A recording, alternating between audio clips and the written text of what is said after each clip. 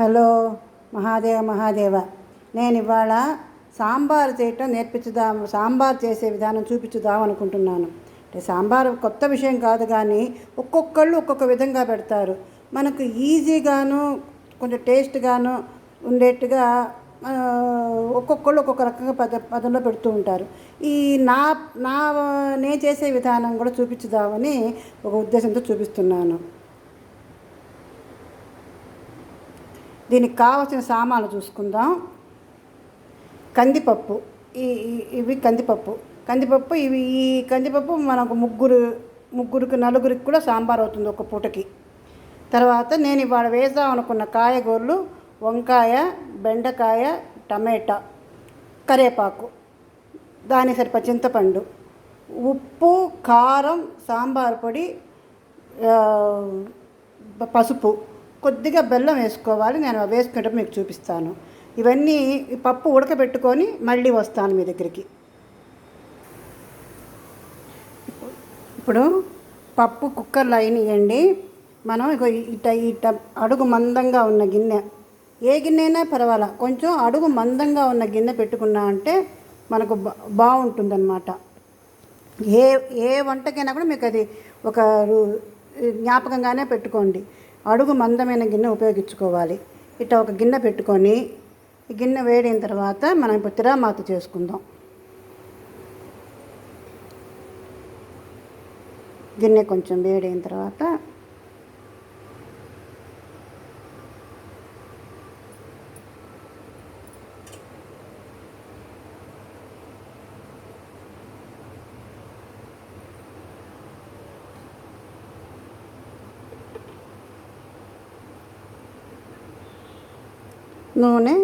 ఈ మాత్రం నూనె వేసుకోవాలండి.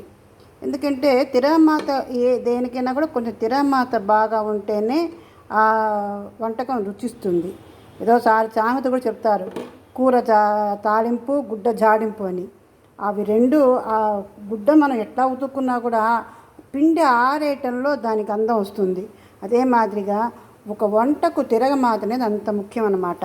ఇప్పుడు మనం ఈ నూనె కొంచెం కాగిన తర్వాత నేను ఎప్పుడు చెప్తుంటా అండి, ఫస్ట్ ఆవాలు వేసుకోవాలి.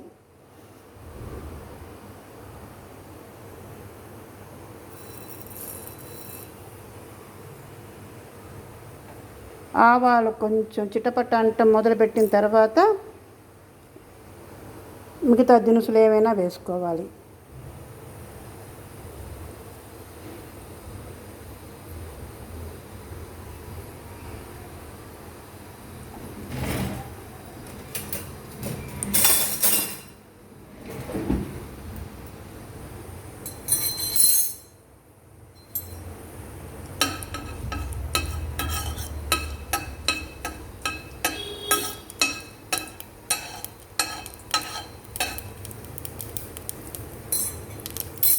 చిటపట్ట మొదలుపెట్టి చూసారా. ఇప్పుడు సాంబారుకు సామాన్యంగా నేను శనగపప్పులు అవి వేయనండి, మినప్పప్పు, తర్వాత ఎండుమిరపకాయలు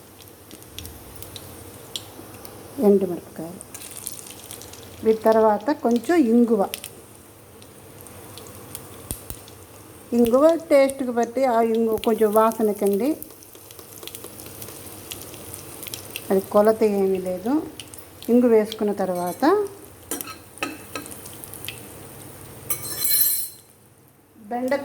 కరివేపాకు వేసుకొని, బెండకాయ ముక్కలు ఉన్నాయి కాబట్టి బెండకాయ ముక్కలు మొదలు వేసుకుంటే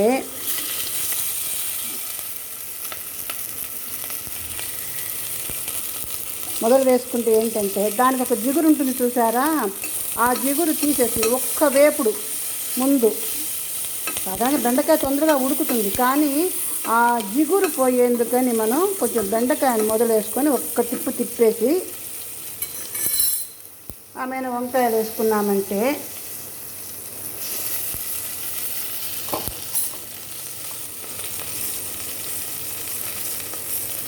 వంకాయలు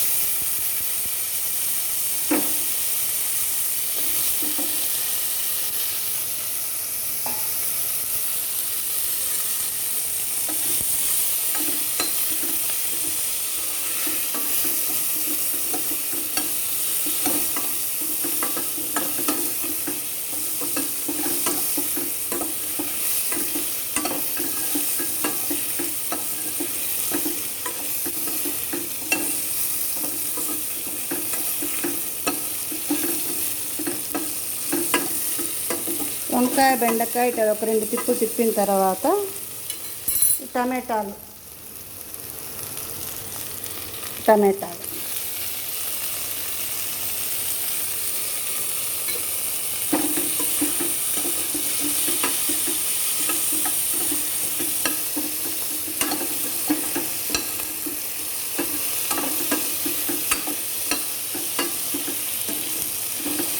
ఈ టమాటా తిప్పిన తర్వాత ఇప్పుడు మనం ఏం చేస్తామంటే పసుపు వేసుకుందాము.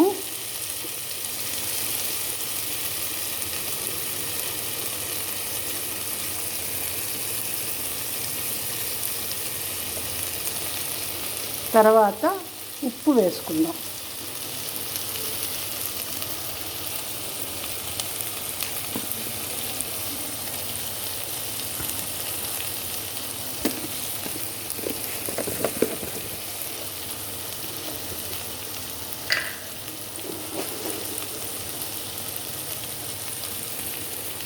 ఉప్పు వాళ్ళ టేస్ట్ తగ్గట్టండి.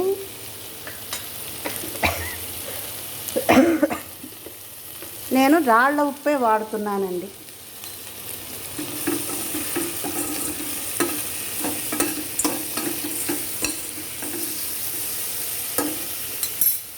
దీని తర్వాత మనం కొంచెం నీళ్లు పోసుకొని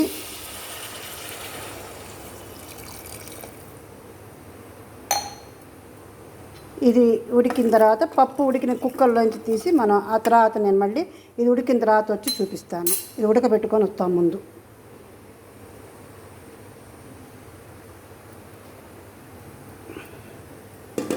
మూత పెట్టుకొని ఉడకబెట్టుకుందాం.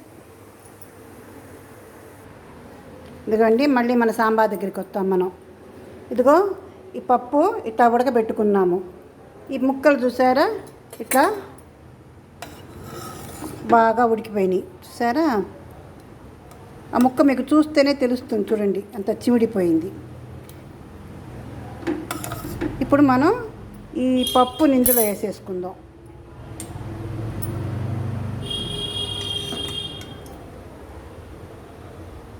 పప్పును ఇందులో వేసేసుకుందాం.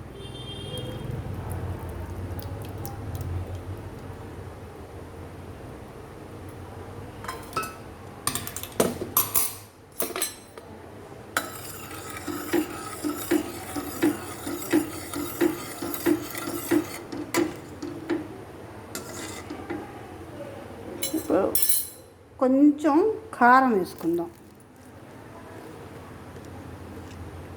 ఎందుకంటే మన సాంబార్ పొడిలో సామాన్ల మీద కారం వేస్తామంటే స్పైసీ చాలదు. ఒక్కోసారి మనకి కొద్దిగా కారం ఒక్క టచ్ కొంచెం చేసామంటే బాగుంటుంది.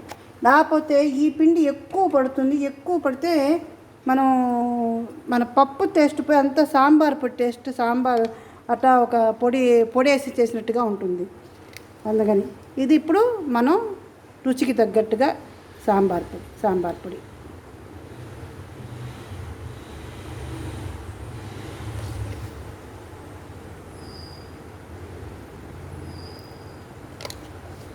ఇది నేను ఇంట్లో హోమ్ మేడ్ అండి. ఇంట్లో చేసుకున్నది. నేను బయటవి వాడను. చాలా వరకు వాడను. నాకు బయట సామాన్లు వాడటం ఇష్టం ఉండదండి. తప్పనిసరి అయితే వాడుకుంటాము. ఇది ఇప్పుడు ఒక రవ్వ మనం తెల్లనిస్తాం.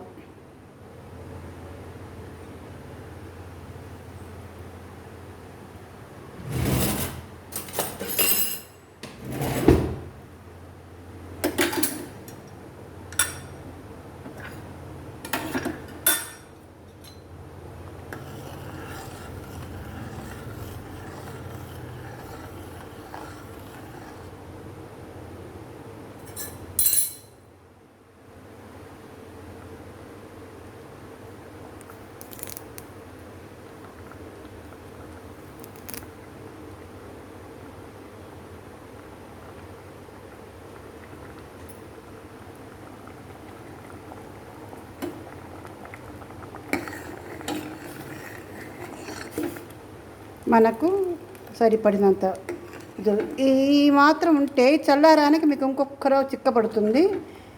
మన ఇట్లా కూడా వేసేసుకోవచ్చు. ఇది ఇప్పుడు అన్నిటికీ టిఫిన్కి కూడా వేసుకోవచ్చండి. కొంచెం ఈ మాత్రం బెల్లం వేసుకోవాలండి.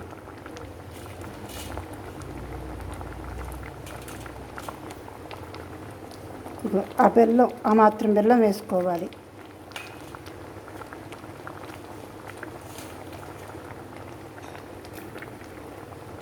ఈ బెల్లం ఎందుకంటే ఈ బెల్లం టేస్ట్ దాంట్లో అంటే బెల్లం తీపి రాదు, బెల్లం తీపి వచ్చేట్టు వెయ్యము.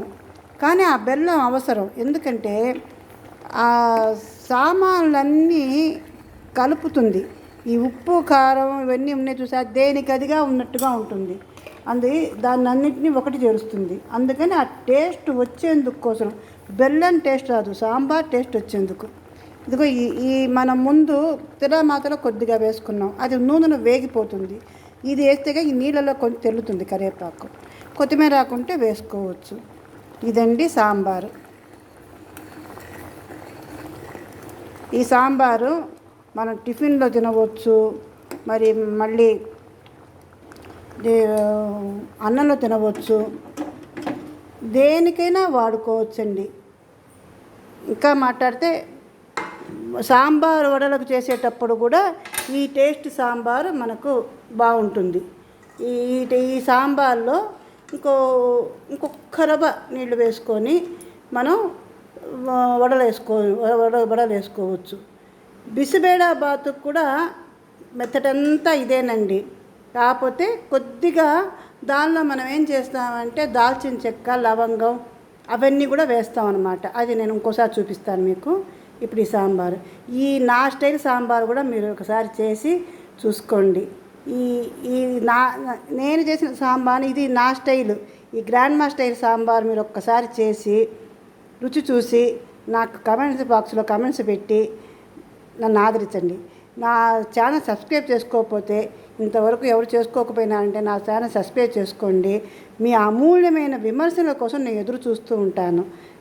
నమస్కారం.